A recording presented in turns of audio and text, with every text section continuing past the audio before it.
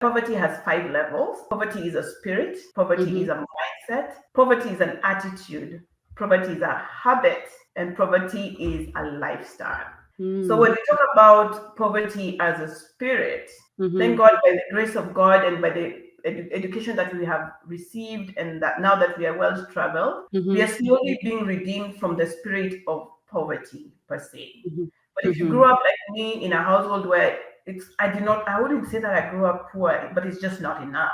There was no excess. It was just bare minimum. But if you come from places where we came from, when you're eating your food, you're told, oh, there's a kid who is starving. Yes, over there. There's some people suffering. Eat your food. You know what I mean? So then you start thinking that you having means somebody not having. It's a mindset that decides to settle down.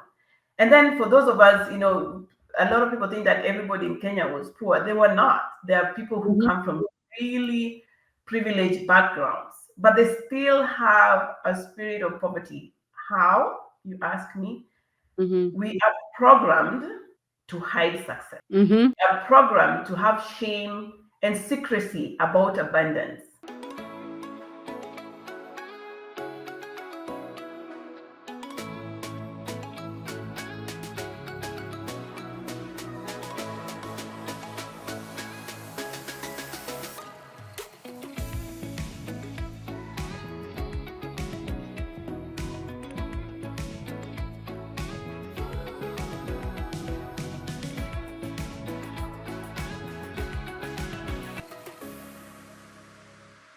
Good afternoon. This is Dolly Ochola from Kavaya's Daughter Speaks. And today I am honored on this kind of gloomy-ish but warm Sunday afternoon in New Jersey. I'm honored to have Sue Seda Odhiambo. Sue is a wonderful, wonderful woman of God. She's a holistic financial teacher. She has very, very good nuggets. She's married and she's a mother of 3. I met Sue at I Am Africa conference, and the things she said, I was like, oh my goodness, this lady has so many good quotes. I remember writing down, oh my gosh, what did she say? Asking people if I missed anything, because she has a wealth of wisdom when it comes to financial things. So Sue, I am very honored to have you. Welcome to Kavaya's Daughter Speaks. Could you please introduce yourself and tell us a little bit more about yourself, and tell us one thing that we don't know about you? Thank you, Dolly. Thank you for calling me out of my comfort zone. Well, I know that this is God's calling in my life. I'm always trying to hide somewhere. So when somebody calls, I'm like, why? And all these insecurities show up, and just God using you and say, come out, come out. So it's truly, truly, truly a pleasure and an honor to be here. Like she said, my name is Susan Seda Odhiambo. I am an entrepreneur.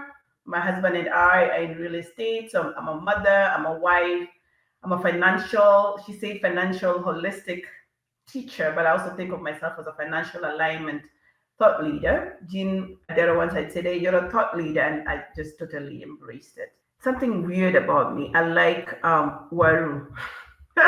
in all forms, whether you fry it as chips or crisp.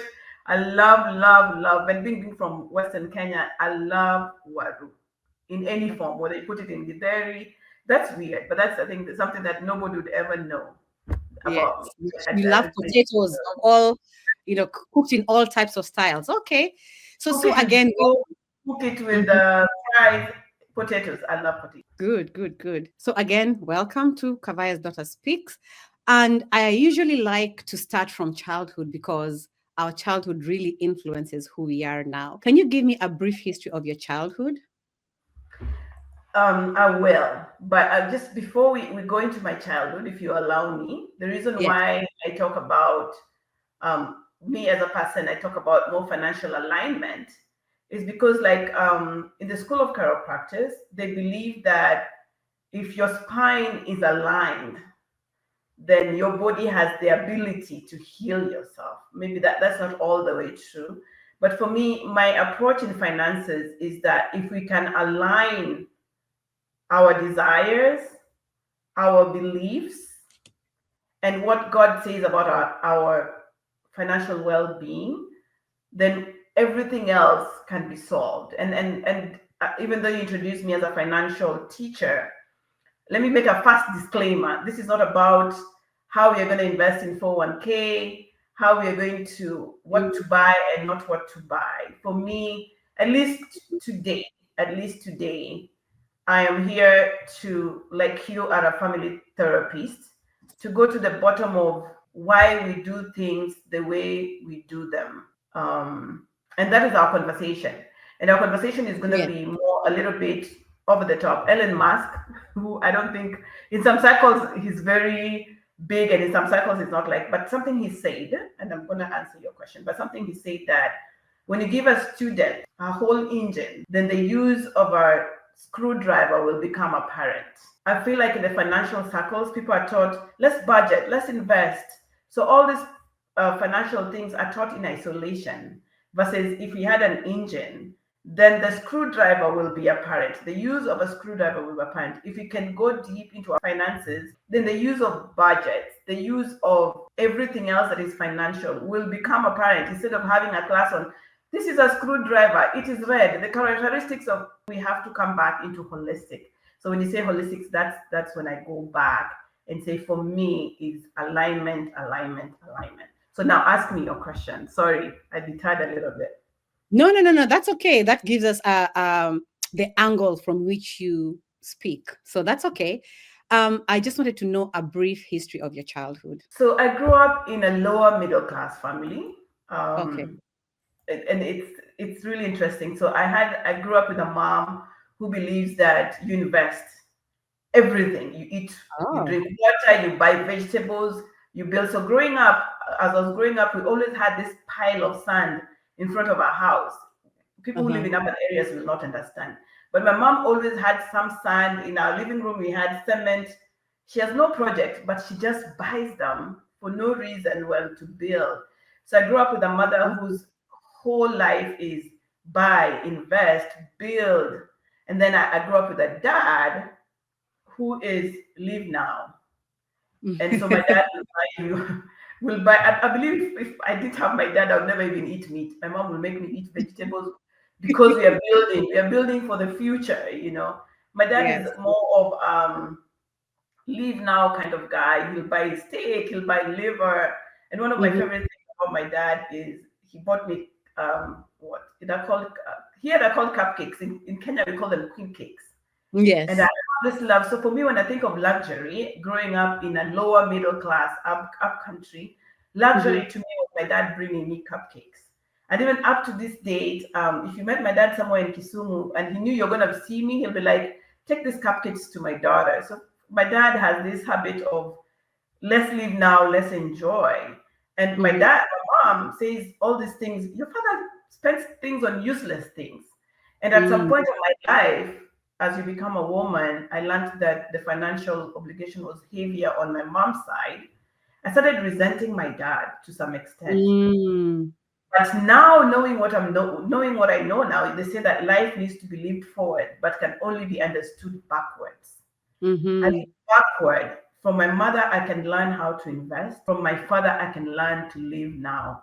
So when you ask Hmm. me my growing up, it is perfect because I don't believe in frugality. And by the way, I've learned that being frugal is not having less, it is doing more with less. So I do not Mm. clap for frugality. Oh, we are frugal. No, from my mother, I can learn to do more. She had a salary, but she built rental houses. From my Mm. dad, as a child, he knew to infuse things in my life like cupcakes, like meat, and so that I don't feel like one life is extreme. So that is Mhm. a little bit about how I grew up. And So yes, your I dad grew up. was sorry. Go ahead.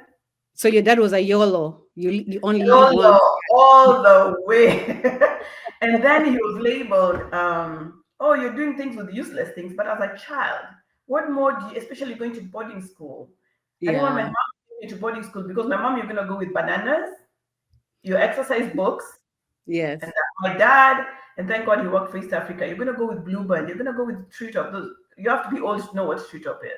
Yes. And to a child, it creates a sense of belonging. It's not really Hmm. trying to keep up with anybody. It just creates. So both, like I said, life can be understood backwards, and I'm forever Hmm. grateful. for the little things.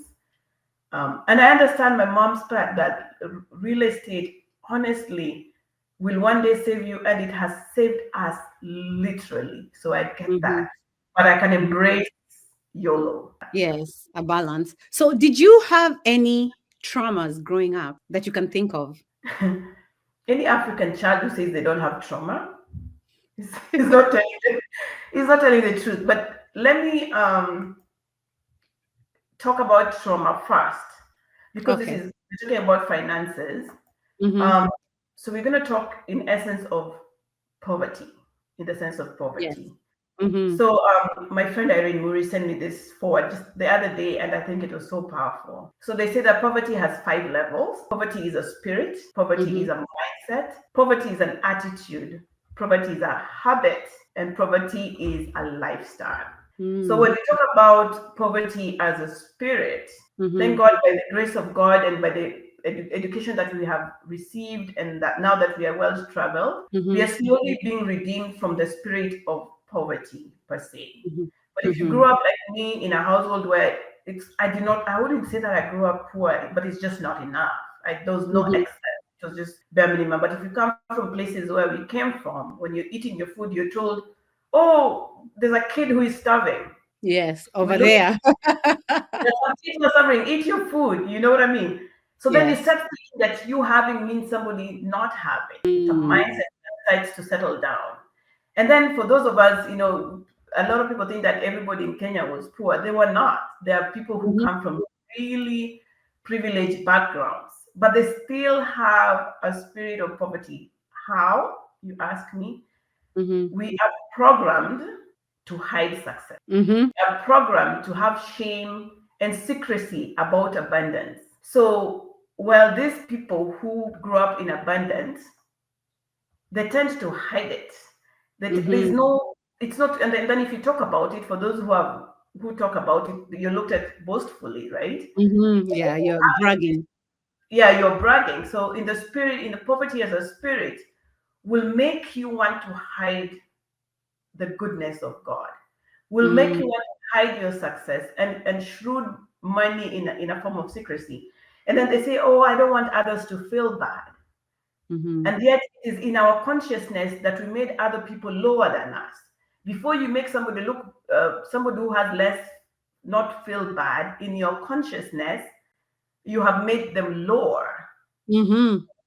If they are never lower, then you do not feel the need to make them feel any other way. So the Yes. cure is not to make them feel better. The cure is to live your authentic life. Like we always Mhm, say, let the redeemed of the Lord say so. And so mhm, to break this cycle of just the first part of poverty as a spirit, we must rise up and shine. In Psalms mhm, 35, it says that let the Lord be magnified. He has pleasure in the prosperity of his servants.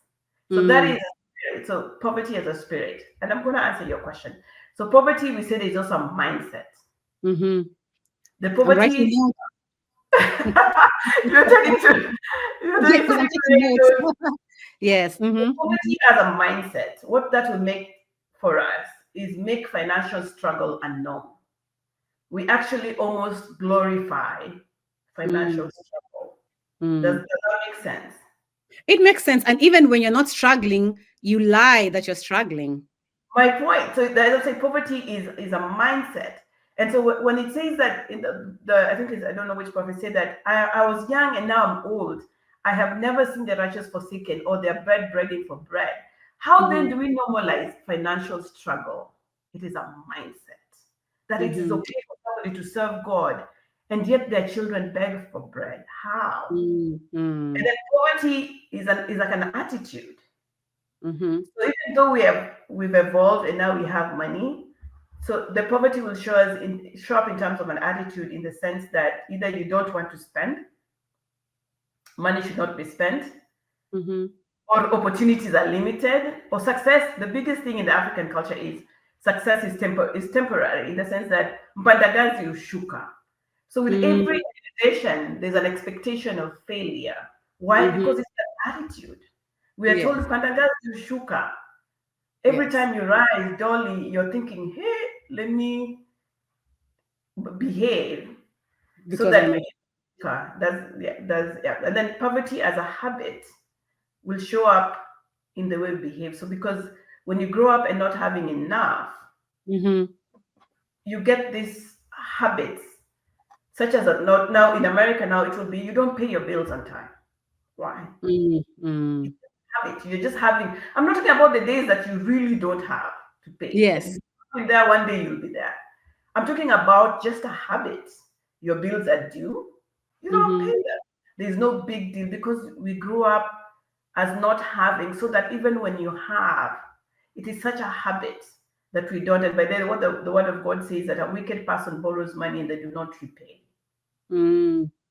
And even paying it late, the podcast I was listening to, the delayed disobedience is still disobedience. So Yes, yes, yes. even paying it late, it is a habit.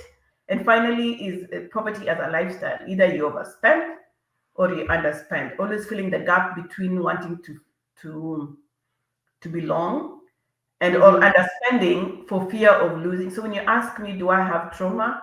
You best believe in every category to some mm-hmm, extent. mm-hmm, And so I think when we understand what poverty really is, we might have left the rural Kisumu that I grew up in, but I still mm-hmm, have remnants of the poverty or the not enough that I grew up with. I mm-hmm. hope that answers your question. Yes, Yes, I you did. You did. You did. And you even answered the next question that I had, which was, which of your traumas affected your relationship with money? Um, and did your parents, I know that your mom talked about invest, but did she teach you about financial responsibility? Not just let's invest, but did you ever sit down with your mom or your dad or an uncle who was a financial guru or somebody else and they taught you how to budget, how to save, how to invest and all that? unfortunately no. And then like a lot of things, finances are not really taught. They are caught. You just catch. You just catch habits. So I from my mom, I didn't care what she told me until literally not cared, but I didn't see the emphasis of always invest until you're in America and then you think you really have a job and then you don't have a job. Then you're like, Mm, this is what she was talking about. Um, with my dad, it's I can see the value in that. So I can see the value in both. I can honestly see how did it affect my relationships. I think it's for most part, not all the time, but for most parts, I'm pretty balanced. And when I go off the rails, I'm aware. It's not mm. really, but the things that and like you grew up in church. What church do you go to? You grew up in I went church. to Pente, Nairobi Pentecostal Church, which is Sitam now. I know. Do you know I was in Pente for a long for like for the 3 or 4 years that I was in Nairobi. I was in Pente, and my cousin played the Okay. piano. Oh, So nice. yes, in Pente. So I guess I tried Ah, to say that the other day, and I was like, yeah, I was there for. I grew up in Kisumu, but after finishing high school, I lived in Nairobi, and uh-huh. the Keshas, everything was at Pente. And honestly, my love for God was really awakened at Okay, at Sitam. So, 20. So who yeah, was your pastor? When you're there, who was the pastor? Because I was there for Roy Upton, then Dennis White, and then Adoyo, Pastor Adoyo. Adoyo. So Adoyo was there, and then the Uh-huh. other one, Pastor Mandu. I think Mandu. Do you know Pastor Martin Mandu? Bandu? Bandu. Mandu was moved to Kisumu Yes, to yes, start the yes. Kisumu Pentecostal Church. So I was there at the time of Pastor Bandu and Pastor Adoyo, and then the other guy took over. What is his name? I don't remember his name. But just right when I was leaving. I didn't meet Dennis White. I came in with Pastor Adoyo. Oh, okay, okay. So you see, we have something in common. Okay. Yes, yes, I had you guys talk about that, but yeah, I was there for a short while, and my cousin, bless her heart, Carol Ouko, really showed me the way of the Lord because she was Mhm, always there for the Kashas. She was really so. It was in Pentecostal that in Nairobi Pentecostal that I really grew up as a Christian. mhm, But talking about growing up in church creates the going back to your question that creates the religious traumas that some of us mhm, still, and not necessarily in Nairobi Pentecostals, but in Christian circles, Mm-hmm. um, they create those limiting beliefs that we grew up in that still comes up with you. So for me as a Christian, I feel like that the things that were taught, and not necessarily taught, but we caught, were Mm-hmm. not were not necessarily incorrect, but they were incomplete. Okay. Can you give us an example? So it is in church that we learn that money is evil. Nobody stood up at the altar and said money is evil, but it was always implied. And Mm-hmm. always, of course, it comes from the Bible verse, Timothy 3:10, that says the love, but there's nowhere, there's nowhere in the Bible that says the money is evil, but the love of money is the root of all evil. So what we Mm-hmm. do as Christians, we only catch the part that says money, oh, money is evil.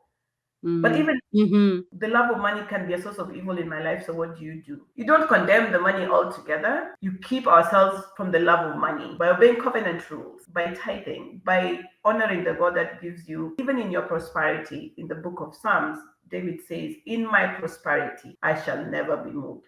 I think those are the complete parts that nobody, or at least for the most part, it was not emphasized, right? Mm-hmm. Mm-hmm. That's We're only true. told about, yeah. And then there's another one that it's easier for the camel to go through the needle of the eye than somebody rich to get into the kingdom of God. Yes, yes. And again, this is you're teaching this to minds that are not yet developed, or we hear it around circles so many times, and you're thinking, what? Then subconsciously you start sabotaging your areas of success so that this camel does not get into the needle's eye before you. Again, this is Mm-hmm. another thing of just throwing the baby with the bathwater. Mm-hmm. If we knew that in that same verse, by the way, where Jesus is teaching that parable, the disciples ask him, what is going to happen? Then he says, with man, all things are impossible, but with God, all things are possible. That Mm-hmm. means in my prosperity, like David says, I shall not be moved. And that Mm-hmm. even in the wealth that I serve the Lord with, I can still get eternal life because Mm-hmm. with God, all things are possible. And then also Mm-hmm. areas where I feel like the teaching not was incorrect, well, not incorrect, but incomplete. Mm-hmm. Is that I thought we were never taught other Bible verses that talk about money. Like Mm-hmm. this Ecclesiastes 10:19. You're in Africa, and I thought we talked about this. Mm-hmm. Money, and the Bible has a variation of, if you look at like St. James, there's always like a variation of it. There's one thing that is consistent on all the Bible verses. It is Ecclesiastes chapter 10, verse 19. It Mm-hmm. says, many answereth all things. In Mm. King James, in New, all the Yep. versions. And Yeah. this is so hard for religious ears to hear that, oh, money, oh, they meant this, they meant this. No, it says what it says. Money Mm-hmm. answers all things, but here's the difference. Life is not a thing. Mm-hmm. Love is a thing. Health is not a thing. But if it is a thing, then Mm. that is money. There are no gray areas. If you need to pay for your child education, you need money. The Christian circle, the use of money as a tool has been minimized. And yet the Mm. Bible, it answereth all things.